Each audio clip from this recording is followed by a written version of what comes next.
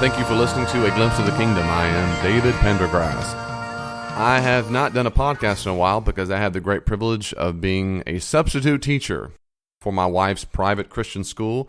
I had the great privilege of teaching 6th graders, 7th graders, and 8th graders English literature. And they might not be as excited about the subjunctive mood as I am, but I tell you what, they learned it. They got schooled, son. No, it was fun. It was fun talking about prepositional phrases and the objects of prepositions and moods and tenses. Once again, it reminded me of my glory days learning languages. But anyway, I'm back now, and I want to do just some quick reflections. I recently recorded a podcast on the significance of the death of Jesus, and my astute brother-in-law, who has been a Christian for many, many years, and I don't know all of his story, but he was Christian for a long time, and then eventually became a youth minister and did that at a few churches, and now he is the pastor of a church, and he listens to some of my podcasts. God bless his heart. He's such a supportive family member-in-law. I mean, he's a great guy, great wife, great kids. He said that I made either a mistake or I was misreading or reading something differently the way he read it. He phrased it very well. And that was in my last podcast. I said that Jesus never predicted that he would be crucified. And then, of course, he immediately thought, being a Bible scholar that he is, he thought of Matthew 20. And it was a good discussion that we had on the phone, and I thought this would be a really good thing to bring up now, just as a good case in point or an object lesson of how my brother-in-law is wrong all the time. So here, that was just in case Jackie actually listens to this podcast. He's not wrong all the time. Okay, just on Mondays through Saturdays. But this is a good example. He said, obviously, David, that if you look at Matthew 20, it does explicitly say that Jesus said he expected to be crucified and handed over to Gentiles. And I assumed something in my podcast that I did not unpack, and maybe just for brevity, but I didn't think much about to unpack it. But just a little insight about what most scholars do, and that doesn't mean they're right. I'm just giving you an insight of the things we have to do when we read the Gospels. And that is, if you read Mark 8:31, Mark 9:31, and Mark 10:33-34, Jesus predicts his death. Okay? Mark 8:31, 9:31, 10:33-34. He predicts his death. And none of those occasions does he say anything about being crucified. Now, almost every New Testament scholar in the last almost 100 years, and I certainly would believe this, that Mark's gospel was written first, and then Matthew and Luke had independent traditions. In addition to their independent traditions, they used a big chunk of Mark. Over 90% of Mark shows up in Matthew and in Luke. Now, John is an odd duck. He's out there. He doesn't seem to use Mark at all. In fact, scholars are very much divided on whether or not John even knew of the other canonical Gospels. I do think that. I do think John knew about them, and there are several scholars with whom I would concur that would suggest the reason why John is so different is because he knew the other Gospels were there. But in any case, Matthew, Mark, and Luke. Okay, Mark came first, probably, then Matthew, then Luke. Something we discover when you read the Gospels very carefully is that Mark, Matthew, and Luke read very similarly a whole lot of the time. It's because they seem to have borrowed Mark so much. But something that's also very obvious is that Matthew and Luke reword Mark. They reword him in the Greek very often. Usually they seem to, almost always, if not always, seem to reword him when what most scholars would say, clean up his Greek or clean up some ambiguities. It's to make some things that seem to be Mark's point explicit. Other times, however, Matthew and Luke just seem to omit what Mark said altogether. For example, in Mark's Gospel, on the cross, Jesus says, Eloi, Eloi, lama sabachthani, in Aramaic, which means, my God, why have you forsaken me?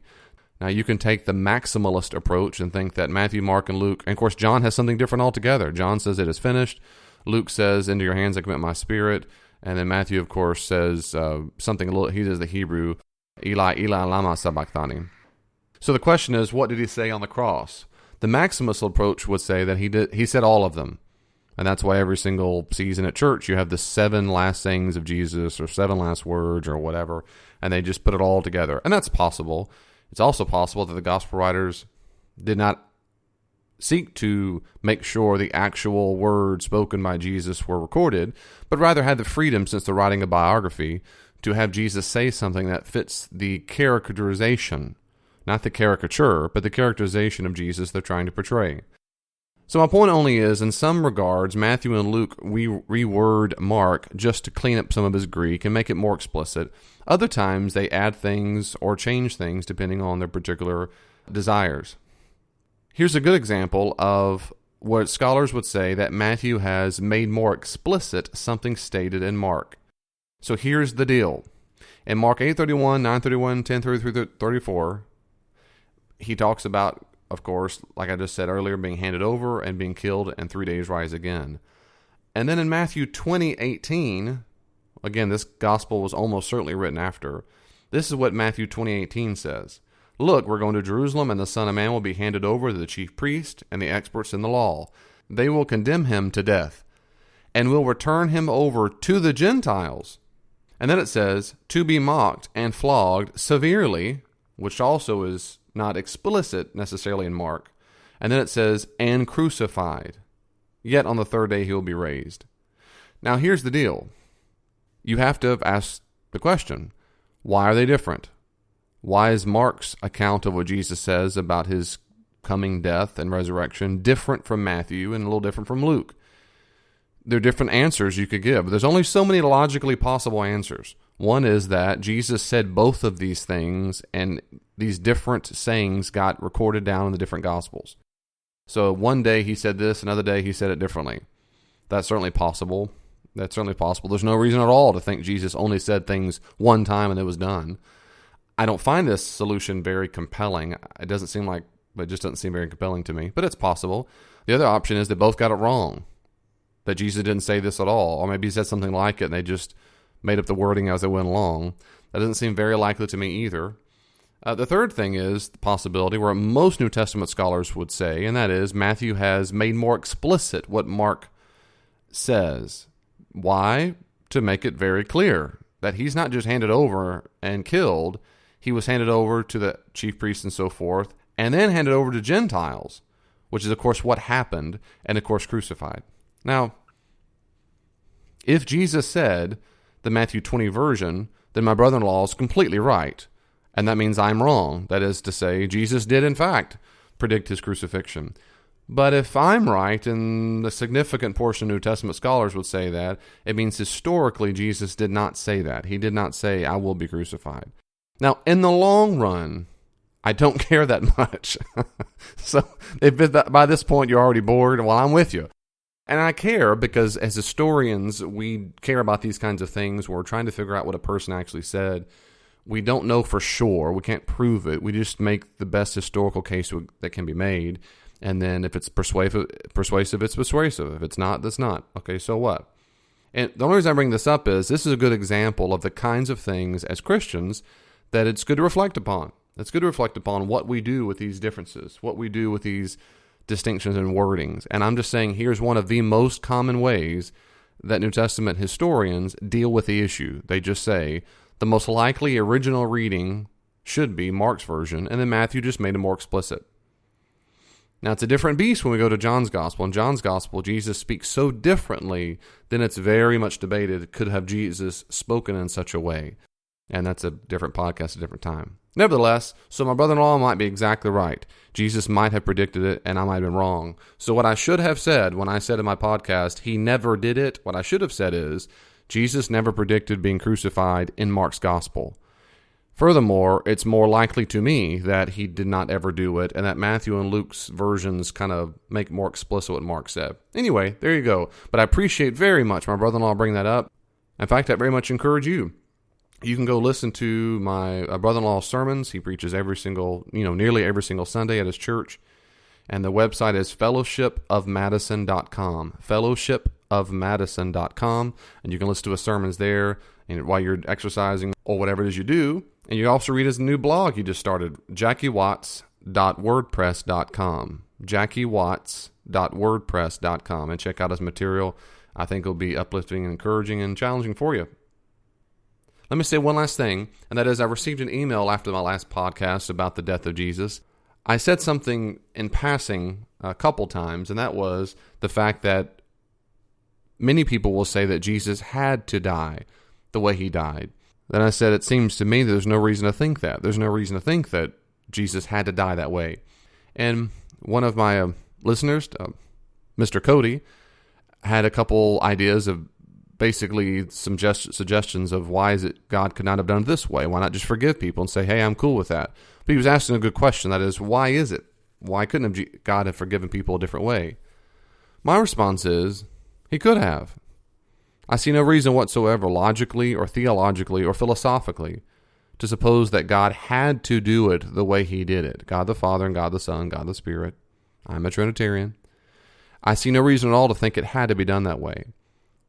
If you think that he had to do it that way, then the question is, why do you think that? And I've asked that question to people who use that vocabulary for years. Why is it? When you say he had to die, why? And if you say you can't say he had to do it because some other force compelled him to do it, that means God is not all powerful and he's no longer God. So that can't work. Then the issue is, well, is he compelled by his character? Well, that makes no sense to me either, because why would the death of Jesus somehow be compelled by God's character? God can show his justice and his love, and I'd imagine almost an infinite amount of ways. Why did it have to be that way? And then most people go to Hebrews 9:22, which says, indeed, according to the law, almost everything was purified with blood, and without the shedding of blood there is no forgiveness. And so people then retort, well, David, there it is. There's your answer right there, because if someone didn't bleed, they can't be forgiven. Now, my response to that is, well, maybe, but surely that's a misreading of the text. Surely the author of Hebrews, who was making an argument to his Jewish colleagues, his Jewish neighbors, his Jewish kinfolk, that Jesus is the superior sacrifice, the superior high priest, and so forth, surely in that socio-political, theological context, he would say Jesus must be the ultimate sacrifice. That is to say, I'm not compelled to think that the author of Hebrews speaks for all views of the death of Jesus at all times. In fact, if you listen to my previous podcast on the death of Jesus, there are multiple images or metaphors used for the death of Jesus, which did something for sinners, of course, but how to explain it is variegated in the New Testament. So it seems to me that in this context, yes, in a sacrificial metaphor, sacrificial way of understanding the death of Jesus, this is exactly right. But I just don't find it compelling to think that the biblical reason, the biblical reason, is based on one verse in Hebrews. Instead, it's the author of Hebrews' view that to have a sacrifice, you have to have blood. Surely, think about this for a second, that God is not limited to spilt blood before he can forgive. What possible grounds would someone suggest that? The God of the universe is unable to forgive someone unless an animal is cut open. Now that just sounds profoundly silly to me. And I don't think that the author of Hebrews is making such a broad, universal statement. I think within its social, historical, and literary context, it's very appealing. It's a very appealing image when you're speaking to people who go many times in their lifetime, if they're near Jerusalem, to the temple to offer sacrifices. So it's a very good image there. What I said to Mr. Cody is that I see no reason to think that God is compelled by his character, by an outside force, by anything at all, to think that he is compelled to have Jesus die that way. Instead, what we should be asking, it seems to me, is, well, then why did he do it? Why did he do it? Why is it he did die, and why did he die that way? And what does it mean? What does it imply? And that's why I seek to introduce in that previous podcast, which I hope you'll listen to. That's all for now on that. Thanks for listening. God bless you. See you next time. Thank you so much for listening to A Glimpse of the Kingdom. If you want to listen to more, go to my website, davidpendergrass.com, and look at one of the tabs that says podcast. If you click that, it'll take you straight to my podcast on iTunes, or you can search for it on iTunes if you want to, A Glimpse of the Kingdom. But also on my website, you'll see another way to get, if you're an Android listener on your phone or you just don't use Mac computers. Again, davidpendergrass.com, and click podcast. It'll take you exactly where you need to go, and you can subscribe from there and get this as often as you like, and also see my blogs and so forth. If you want to get me to come to your organization or church, otherwise to do some consulting, you need to go to davidpendergrassconsulting.com. davidpendergrassconsulting.com. You'll see the information there. If you want to reach out to me on Twitter, you can find me at Dr. D. Pendergrass, at Dr. D. Pendergrass.